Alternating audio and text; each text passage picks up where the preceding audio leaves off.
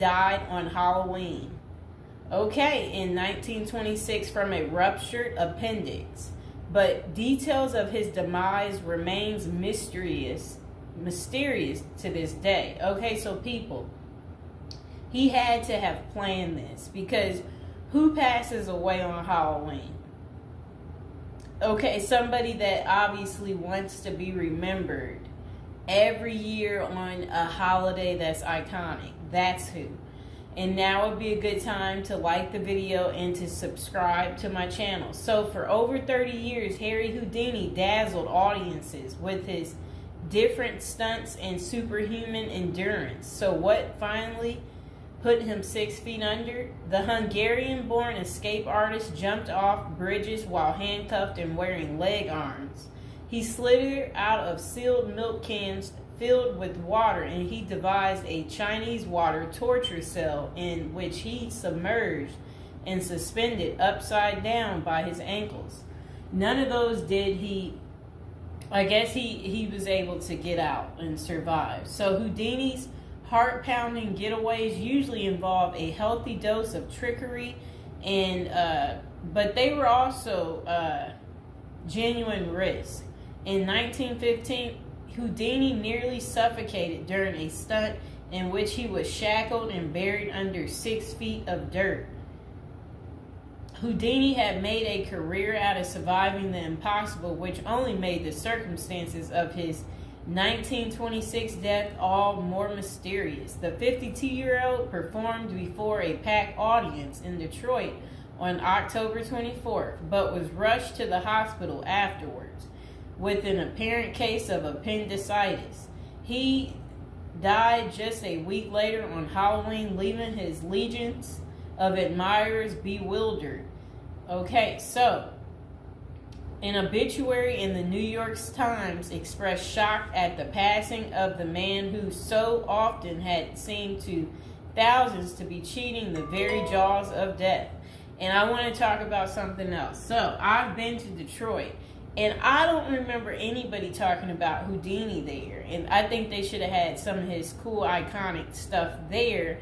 But I did see they had Houdini stuff in Las Vegas when I was in Vegas. So, I don't know why they don't have it set up in Detroit. So Houdini's final performance. The strange series of events that led to Houdini's demise had kicked off several weeks earlier on October 11th. 1926, while being shackled into his Chinese water torture cell during a performance in Albany, New York. So it says he was struck on the leg by a piece of faulty equipment. He hobbled his way through the rest of the show, but was later found to have sustained a fractured left ankle. Against doctors' orders, Houdini continued his torture and traveled to Montreal, where he gave a lecture at McGill University. Just a few days later, on October 22nd, he invited some McGill students to visit him in his dressing room at the Princess Theater. The magician's sore ankle was still bothering him, so he plopped down on a couch while the group chatted. At some point, a student named J. Gordon Whitehead arrived and asked Houdini if it was true that he could resist hard punches to his abdomen, a claim that the magician had supposedly made in public. According to witness Sam Smits, when Houdini said the rumors were true, Whitehead abruptly delivered 4 to 5 terribly, forcibly deliberate, well-directed blows to his stomach. Houdini was still reclined on the couch and had no time to prepare for the punches, which appeared to leave him in considerable pain. And now would be a good time to like the video and to subscribe to my channel. Do you like this new series? This is the Death series, and there will be more series to come and more episodes from the Death series as well. And do you like my prison series? And if you haven't checked out my prison series I created just for you, you can go ahead and check out my playlist. And there's also a love spell series that I think you will enjoy too checking out. Okay, so Houdini brushed off the incident at the time, but that same evening he began to complain of discomfort and stomach cramps.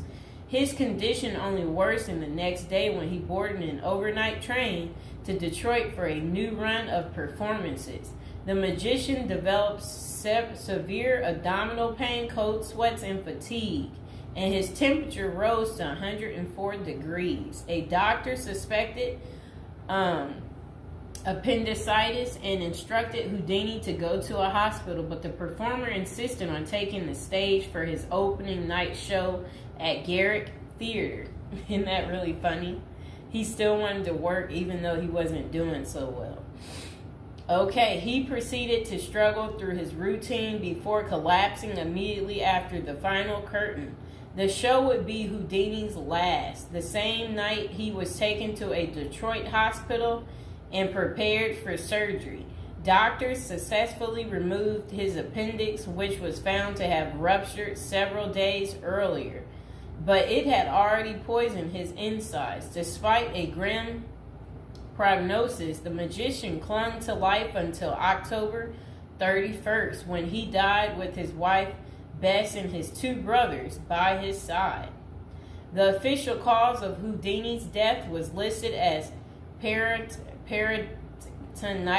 caused by a ruptured appendix. At the time, the magician's doctors firmly believed that the illness was the result of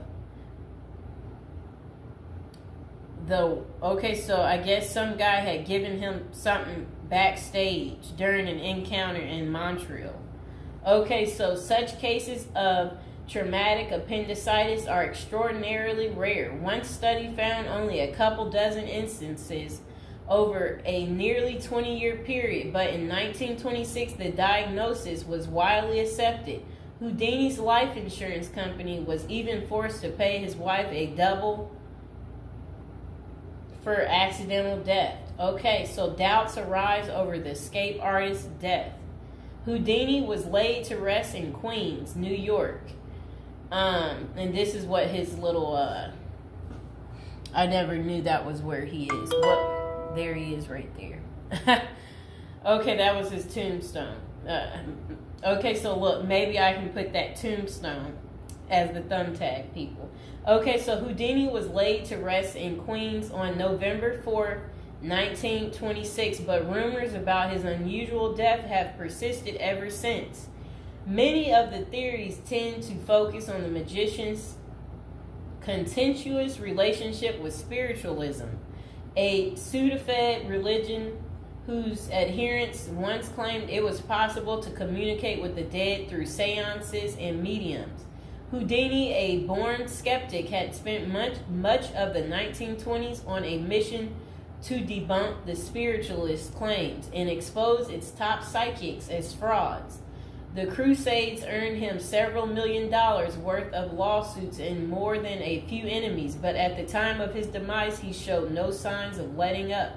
Just a few months earlier, he had testified in front of Congress in support of a bill to outlaw fortune-telling in Washington, D.C.